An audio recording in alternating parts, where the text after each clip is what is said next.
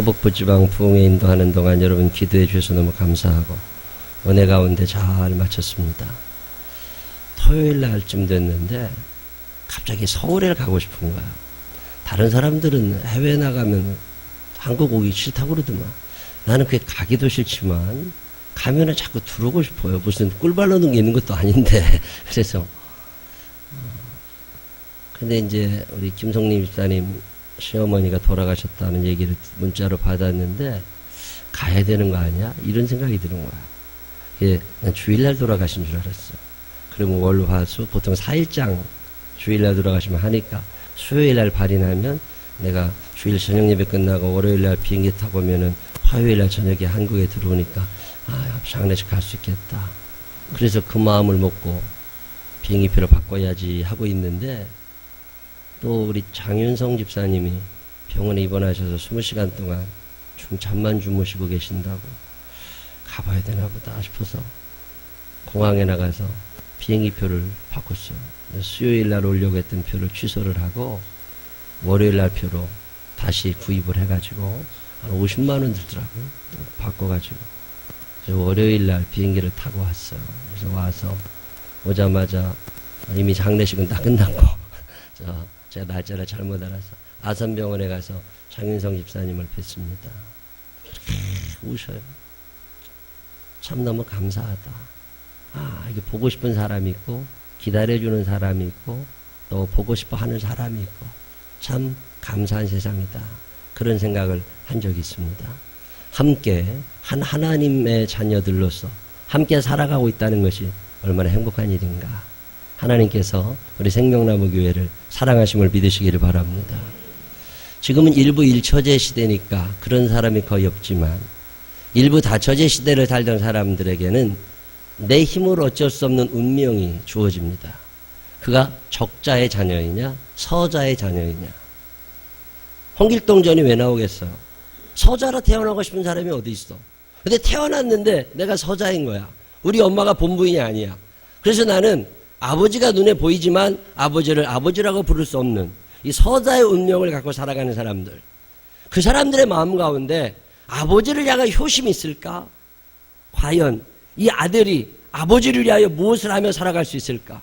내가 받을 게 하나도 없는데 구박받고 자라나고 욕먹고 자라나고 무엇 하나 잘못하면 온 동네 사람들의 시선이 첩의 자식이니 서자로 태어나서 그랬느니 이런 얘기를 어렸을 때부터 듣고 자라가야 하는 홍길동 같은 사람들이 이 시대에 얼마나 많았겠어요.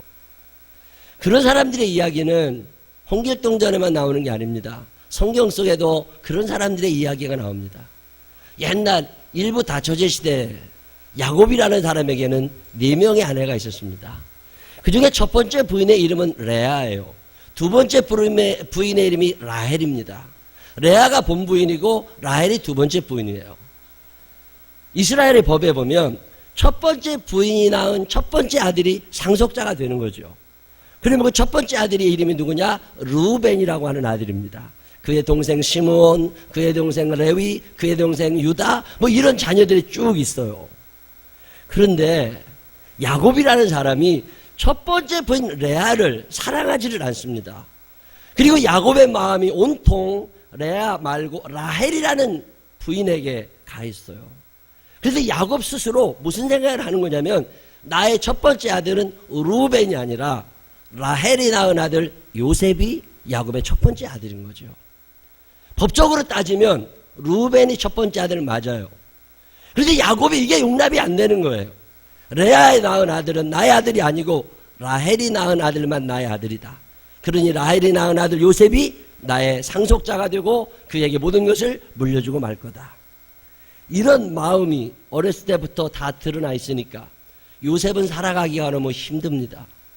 위로 배다른 형들이 10명이나 있어요. 그 10명의 형들의 눈치를 보면서 살아가는 요셉. 반면에 10명의 형들은 너무 억울한 거예요. 내가 서자는 아니지만 서자 취급을 받고 살아가야 돼. 아버지는 나를 아들이라고 부르지 않아. 나는 아버지라고 인정할 수 있을지 모르지만 아버지가 나를 아들로 인정하지 않아. 이런 속에서 살아가는 사람들이 10명의 형들입니다. 오늘 창세기 43장 44장의 이야기는 그런 사람들의 이야기예요. 분노로 가득 찬 아들들. 누군가와 싸우고 싶고 누군가를 죽여야 시원하고 누군가에게 화풀이를 해대고 싶은 서러운 인생을 살아가는 루벤과 시므온과 레위와 유다와 이런 사람들이 어느 날 주체할 수 없는 큰 대형 사고를 하나 저지릅니다. 그게 세겜성의 살인사건이죠.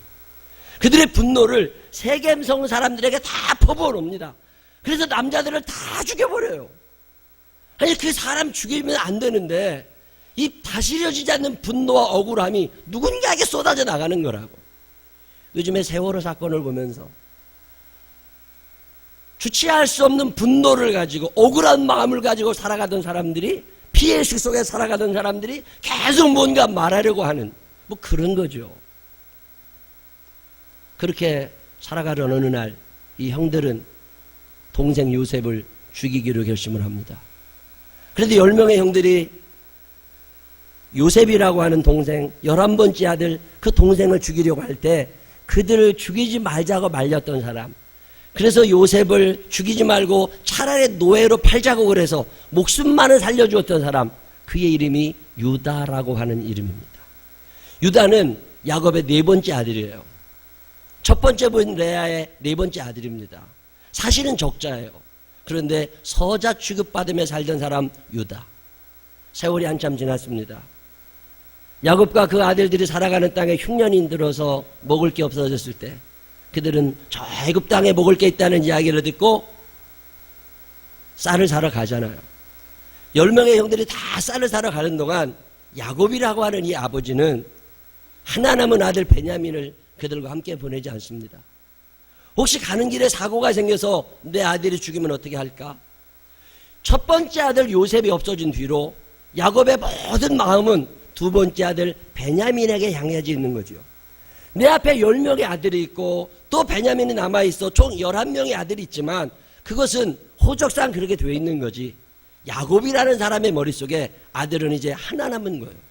그 하나 남은 아들의 이름이 베냐민, 나머지 10명은 아들이 아닌 거지요. 그렇게 살아가던 야곱이 아들 베냐민은 떼어두고 10명의 서자같이 여기던 사람들만 애굽에 보냅니다. 그들이 그곳에서 쌀을 잘 사가지고 왔으면 좋은데 어떤 사건의 연루가 되어서 애굽의 총리라는 사람에게 잡혀가지고 누명을 쓰게 됐고, 그래서 시므온이라고 하는 둘째 아들은 그곳에 볼모로 잡혀있고 9명만 돌아오게 된 거예요. 야곱이 깜짝 놀라 물었겠지요. 야, 시므온은 어디 갔냐? 왜 너희들만 돌아왔냐? 아버지, 사실은 이런 사건이 있어가지고 시므온은 돌아오지를 못했습니다. 그리고 더 중요한 일은 이 쌀이 떨어지면 우리가 또 이게 풍년이 일어나면 좋지만 흉년이 계속될 경우에 또 쌀을 사러 가야 되는데 그때는 베냐민을 데리고 오라고 그럽니다. 아버지 야곱이 화가 난 거예요. 누가 내 이야기를 하라고 그랬냐? 누가 너희 집에 베냐민이라는 아들이 있다고 말하라고 그랬느냐? 성경은 이렇게 얘기합니다. 창세기 42장 38절 야곱이 이르되 내 아들은 너희와 함께 내려가지 못하리니, 내 아들은 너희와 함께 내려가지 못하리니. 지금 야곱이 생각할 때 아들은 누구예요? 베냐민 하나 남은 거예요. 너희들은 아들이 아니야. 내가 생각할 때 너희들은 아들이 아니야. 너희들은 아들이라고 말할지 모르지만 내 아들 베냐민은 너희와 함께 내려가지 못해. 그의 형 요셉은 벌써 죽었고 그만 이제 남았는데 만일 너희가 가는 길에서 재난이 그에게 미치면 너희가 내 흰머리를 슬퍼하며 수월로 내려가게 함이 되리라. 너희가 아버지 목에 비수를 꽂는 결과가 나오게 될 거니까 절대 그런 일 못할 거라는 거예요. 세월이 조금 더 지나서 가지고 왔던 쌀도 다 떨어지고 굶어 죽을 상황이 됐습니다. 이 굶어 죽을 상황이 되니까 아버지 야곱이 형들을 부릅니다. 그리고 이야기하지요. 가서 쌀을 다시 한번 사오라고.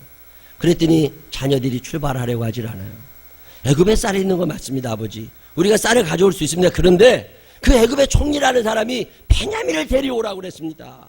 왜 베냐민은 있다고 말해가지고 그래도 안 데려가면 못 갑니다. 야곱이 말합니다. 더 이상 나를 괴롭게 하지 말아라. 차라리 굶어 죽으면 죽었지 내 아들을 너희들의 손에 버려둘 수 없다. 너희들은 과거에 내 아들 요셉을 죽이는 적이 있다. 그때 유다가 아버지를 설득합니다. 저 아들을 우리와 함께 보내주십시오. 만약에 우리가 베냐민을 데려오지 아니하면 우리가 아버지를 슬피 죽게 하는 일인데 그런 일을 절대로 하지 않을 거니까 베냐민을 돌려달라. 혹시 베냐민이 가지 않으면 여기서 굶어 죽어야 되는데 차라리 베냐민을 한번 우리를 믿고 맡겨보라고. 아버지 야곱이 베냐민을 주잖아요. 베냐민을 데리고 형들이 애굽에 가서 잘 얻어먹고 잘 사가지고 그리고 다시 출발했습니다. 기쁜 마음으로 출발을 해가지고 아버지 집을 향하여 가던 중간쯤에 애굽의 군사들이 뒤쫓아왔어요. 그러면서 하는 말이 총리의 집에서 아주 귀한 물건 하나가 없어졌는데 이 물건을 아무래도 너네들이 훔쳐간 것 같으니까 자루를 검사해보자는 거예요. 만약에 이 귀한 물건이 너희들 누군가의 자루에서 나오게 된다면 그는 곧 사형을 당하게 될 거라고. 자루를 하나씩 뒤졌는데 베냐민의 자루에서 그 은잔이라고 하는 아주 귀한 물건이 나옵니다. 베냐민은 얼마나 놀랬겠어요. 그 형들은 또 얼마나 놀랬겠어요. 너 왜 이런 짓을 했느냐고. 베냐민은 나는 하지 않았다고. 이 실강의를 하던 도중에 애굽의 군사들이 베냐민을 끌고 애굽으로 돌아갑니다. 애굽의 총리, 여러분이 아시는 대로 요셉입니다. 요셉이라는 아들은 이제 하나님의 은혜 가운데 애굽을 다스리는 총리가 되어 있는 거예요. 형들이 와 있지만 그 형들을 믿을 수 없어. 그 형들의 마음이 어떤지 믿을 수 없고 오래전에 나를 죽이려 했던 것처럼 동생 베냐민을 죽일지도 모르고 아버지를 죽일지도 모르고 저 악한 형들에게 내 막내 동생을 내맡겨 둘 수 없으니까 요셉은 그 동생 하나라도 구하고 싶었던 거예요. 그래서 동생을 구하려고 작전을 꾸며서 베냐민만을 애굽으로 데려오려고 합니다. 자, 이 난감한 상황에 형들이 처해 있는 거예요. 지금 사막 한가운데 있다고 생각해 보세요. 애굽으로 돌아가면 베냐민은 죽습니다. 애굽으로 돌아가지 않을 수는 없어요. 군인들이 잡아가니까. 나머지 형들 10명은 어떻게 해야 돼요? 베냐민을 따라서 죽으려고 같이 애굽에 가야 될까? 아니면 베냐민은 그냥 두고 어차피 도둑질 했으니까 그냥 죽으라고 두고 지금 굶고 있는 아내와 자녀와 아버지를 살리기 위하여 쌀을 가지고 고향으로 돌아가야 할까? 오늘 여러분과 함께 나누고 싶은 질문입니다. 여러분이 요셉의 형들이라면 그리고 오늘 이 사건의 이야기의 결과를 알지 못하고 있는 상태라면 여러분은 어떤 선택을 하실 것 같아요? 베냐민을 죽게 놓아둘 것이냐 아니면 베냐민과 함께 죽으러 갈 것이냐 이 선택밖에 할 수 없는 거죠. 혼자 죽게 갈 것이냐 같이 죽으러 갈 것이냐 딱 이 선택. 아니면 베냐민을 살리기 위하여 형 한두 명이 따라서 애굽으로 가고 나머지 8명의 형들은 쌀을 가지고 집으로 가서 아내와 자녀들을 살리는 거예요. 여러분이라면 어떤 선택을 할 것 같으세요? 이 선택을 하나님이 보고 계시다면, 이 선택의 결과에 따라서 여러분의 운명이 달라져야 된다면 여러분은 어떤 선택을 하실 수 있겠어요? 성경을 다 결과를 아는 사람들은 아 그렇게 됐잖아 얘기할 수 있지만 이 이야기가 오늘 여러분 앞에 도착한다면 여러분은 어떤 선택을 하실 것 같으세요? 지금 베냐민과 함께 애굽으로 간다는 얘기는 죽으러 가는 거예요. 살으러 가는 게 아니에요. 당시 애굽 총리의 말 한마디면 목이 떨어지는 시대입니다. 그때 가요. 근데 오늘 성경에 보면 형 10명이 전부 다 애굽을 향해 갑니다. 이 말은 억울한 사정을 이야기해서 베냐민을 살려내겠다는 게 아닙니다. 그냥 죽으러 가는 거예요. 죽으러 간 그 10명의 형들이 요셉이라는 총리 앞에서 엎드려서 이야기를 하는데 그때 유다라고 하는 사람이 또 이런 이야기를 합니다. 땅에 엎드린 유다는 형제들을 대신하여 긴 해명을 해요. 그리고 그 긴 해명의 결론은 아주 간단합니다. 증거가 나왔다는 거예요.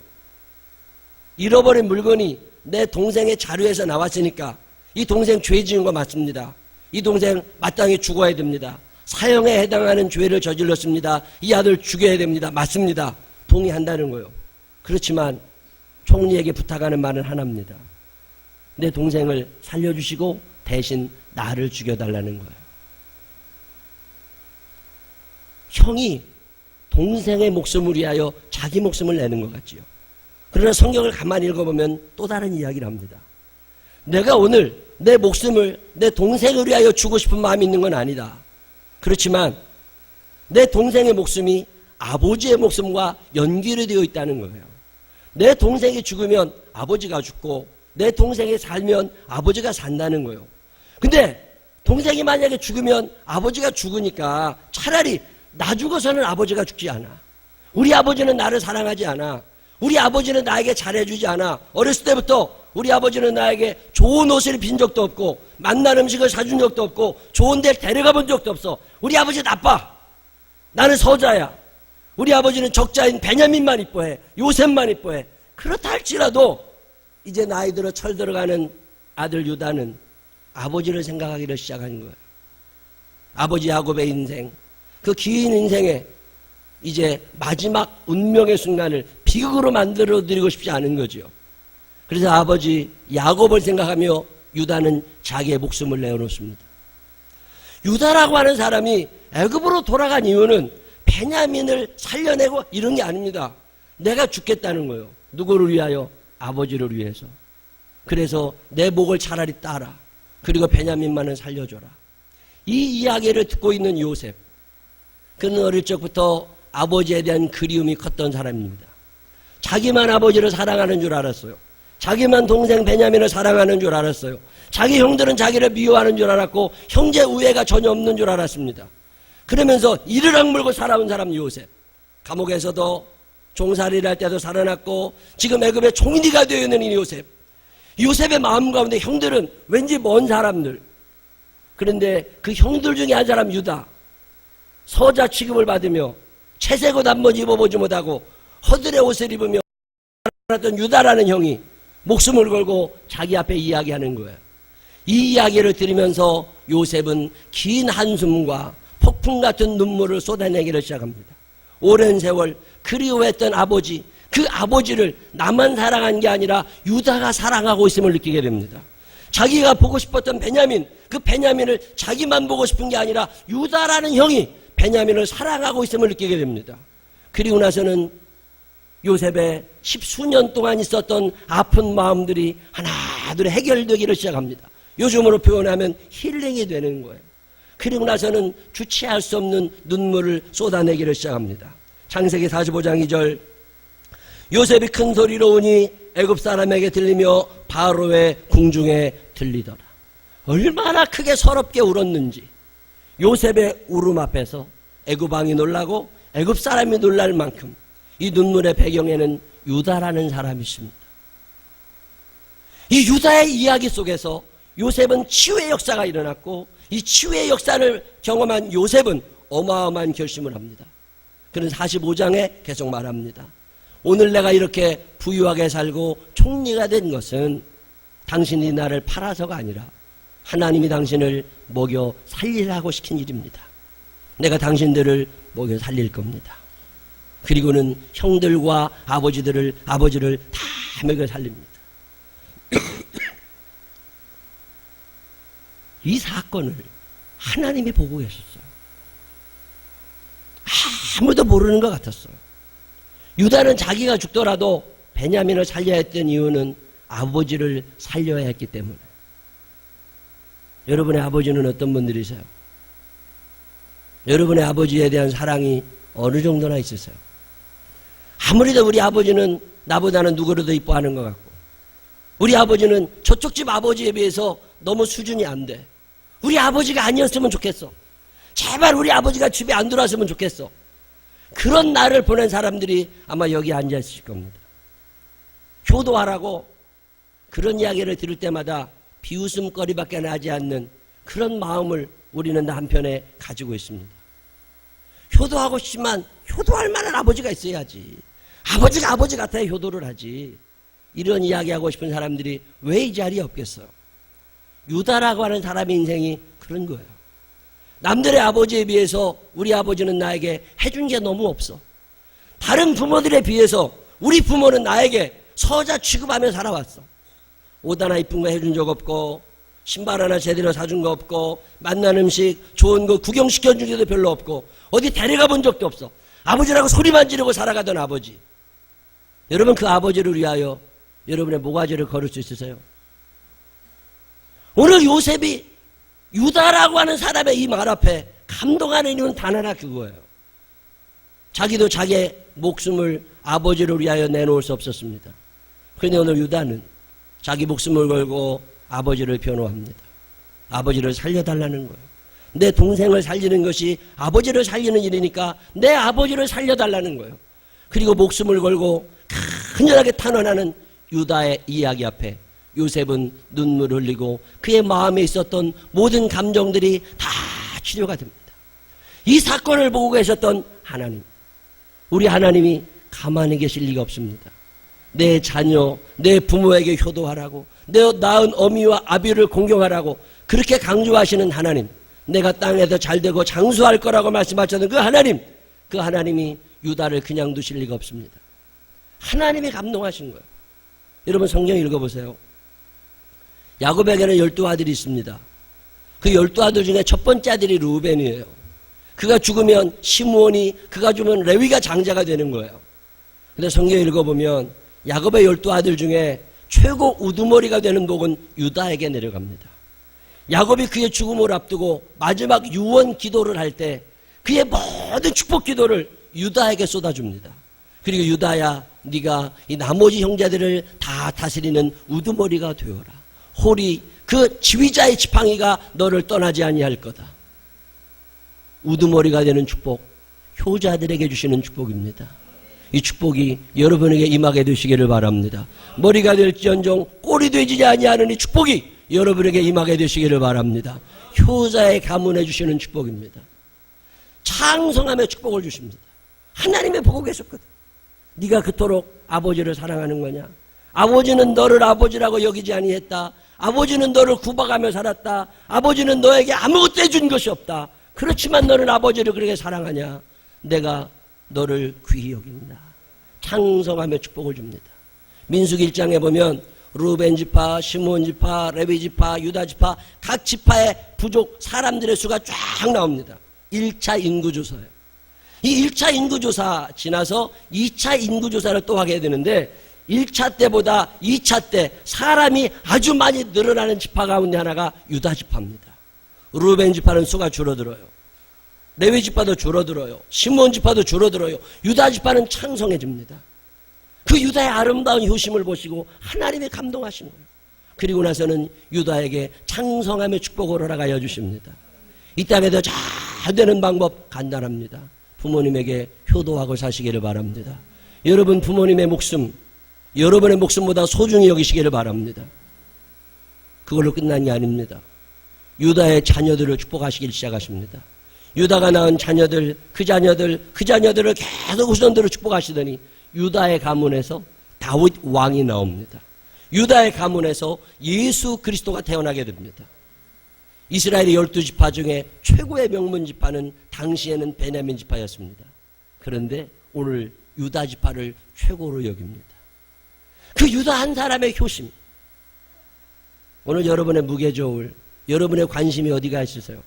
자, 지금 여러분의 중간에 서 있습니다. 지금 쌀을 가지고 가야 내 아내와 내 자녀들이 먹고 살 수 있습니다. 이 쌀을 가지고 돌아가지 않으면 내 아내와 자녀들이 죽습니다. 그런데 이대로 떠나게 되면 내 아버지가 죽습니다. 여러분이라면 어떤 선택을 하시겠어요? 아버지를 살리시겠어요? 아내와 자녀들을 살리겠어요? 합리주의, 인본주의가 지배하는 오늘 이 시대에 많은 사람들은 아버지를 포기하고 어머니를 포기하고 아내와 자녀들을 살릴 겁니다. 그러나 성경은 그렇게 말하고 있지 않습니다. 유다가 아버지를 살리겠다고 아내와 자녀들을 버려두는 그 순간, 그러면 유다가 죽으면 유다의 부인은 뭐가 되는 거예요? 유다의 자녀들은 뭐가 되는 거예요? 그런 생각이 나지 않아. 오늘 내 머릿속에는, 내 마음 가운데는 베냐민을 잃어버리고 슬퍼하실 아버지의 얼굴밖에는 보이질 않아. 아내도 보이지 아니하고 자녀도 보이지 아니하고 오직 한 사람, 아버지의 얼굴밖에 보이지 않는 유다. 이 유다의 삶 가운데 하나님은 어마어마한 축복을 허락하여 주십니다. 오늘 여러분의 무게저울이 어디로 기울고 있는 거예요? 자녀도 소중한 거예요. 아내도 소중한 거예요. 그런데 성경은 자녀들보다 아내보다 남편보다 부모님이 우선임을 이야기하고 있습니다. 그래도 부모님을 선택했던 유다, 이 유다는 결국 부모님만 살린 것이 아니라 아내와 자녀들을 다 애굽으로 데리고 와서 제3의 길이죠. 애굽으로 다 데리고 와서 그 흉년을 풍요롭게 살아가는 어마어마한 축복의 주인공이 됩니다. 하나님의 살아계심을 믿으시기를 바랍니다. 여러분의 계산대로 선택하지 마시고 하나님의 말씀대로 선택하며 살게 되면 하나님이 제3의 길을 여러분에게 열어주심을 믿으시기를 바랍니다. 오늘 우리는 유다의 이야기를 읽을 때마다 참 많이 부끄럽습니다.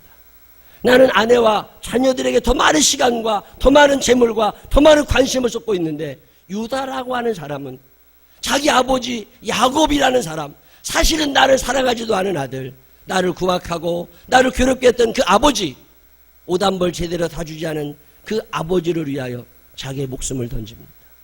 이 아름다운 이야기를 보신 하나님이 유다를 어마어마하게 축복하십니다.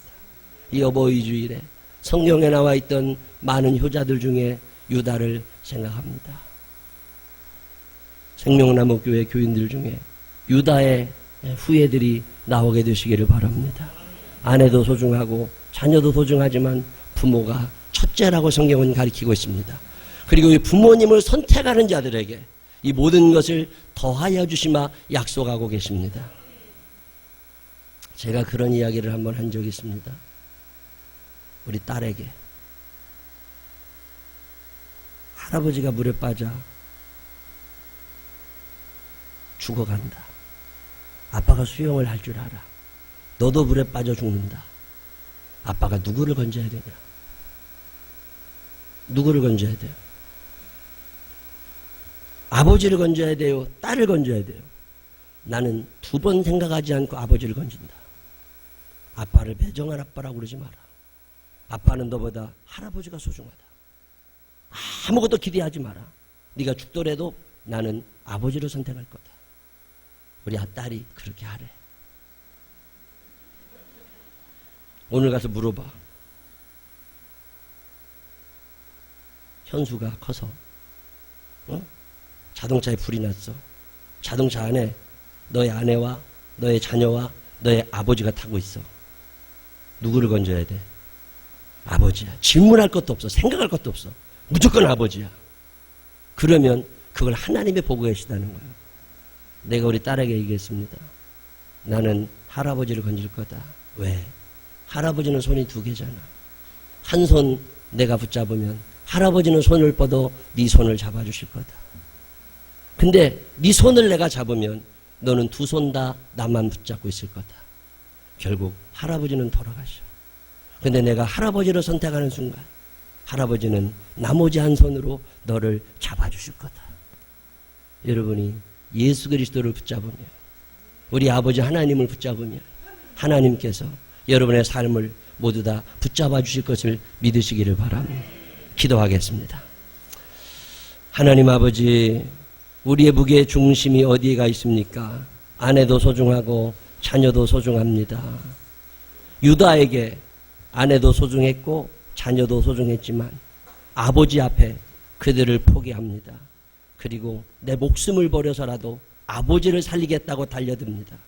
이 유다의 효심을 보신 하나님께서 요셉을 어루만지셨고 유다의 삶을 축복하여 주시고, 그리고 그가 포기하려고 했던 아내와 자녀들을 그 좋은 애굽에 데리고 와서 호강시켜주는 축복의 주인공이 됩니다.